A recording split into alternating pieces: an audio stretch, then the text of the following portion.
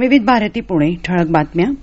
आरोग्य मंत्रालयानं दिलेल्या माहितीनुसार देशाच्या कोविड-19चे रुग्ण बरे होण्याच्या दरात वाढ होऊन तो 85.25% झाला आहे. गेल्या 24 तासात 83,011 जण कोरोनामुक्त झाले असून आतापर्यंत 58,27,704 रुग्ण या आजारातून बरे झाले आहेत. चाचणी, मागोवा आणि उपचार या त्रिसूत्रीमुळे रुग्ण बरे होण्याच्या दरात वाढ झाली असून मृत्यूदरात घट झाली आहे. देशाचा कोरोना संसर्गामुळे होणारा मृत्यूदर 1.54% आहे. कोरोना प्रतिबंधासाठीच्या आवश्यक नियमांबाबत जनजागृती करण्यासाठी जनचेतना या विशेष मोहिमेचं उद्घाटन आज पंतप्रधान नरेंद्र मोदी यांनी ट्विटरच्या माध्यमातून केलं. आगामी सणासुदीचे दिवस, थंडीचा हंगाम आणि शिथिल होत असलेली टाळेबंदी या पार्श्वभूमीवर हे अभियान हाती घेण्यात आलं आहे. सर्वांनी एकत्रितपणे कोरोना संकटाचा सामना करू असं मोदी यांनी ट्विटर संदेशात म्हटलं आहे.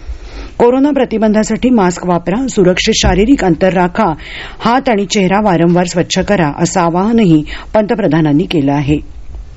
कोरोना काळात होणाऱ्या निवडणुकीसाठी निवडणूक आयोगानं काही नवीन मार्गदर्शक तत्वं जाहीर केली आहेत. त्यानुसार राजकीय पक्षांना आपल्या स्टार प्रचारकांच्या यादीत आता केवळ 30 जणांचा समावेश करता येणार आहे. याआधी ही मर्यादा 40 इतकी होती.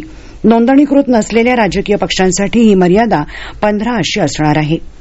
कोरोनाच्या पार्श्वभूमीवर मास्क आणि सॅनिटायझरच्या किमतीवर नियंत्रण आणण्याकरता नेमलेल्या समितीनं आपला अहवाल काल राज्य शासनाला सादर केला. त्यानुसार आता सामान्यांना परवडणाऱ्या किमतीत मास्क उपलब्ध होणार आहेत.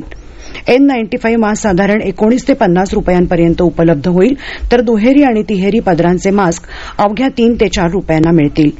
या होत्या आतापर्यंतच्या ठळक बातम्या. यानंतरच्या ठळक बातम्या उद्या सकाळी 8 वाजता.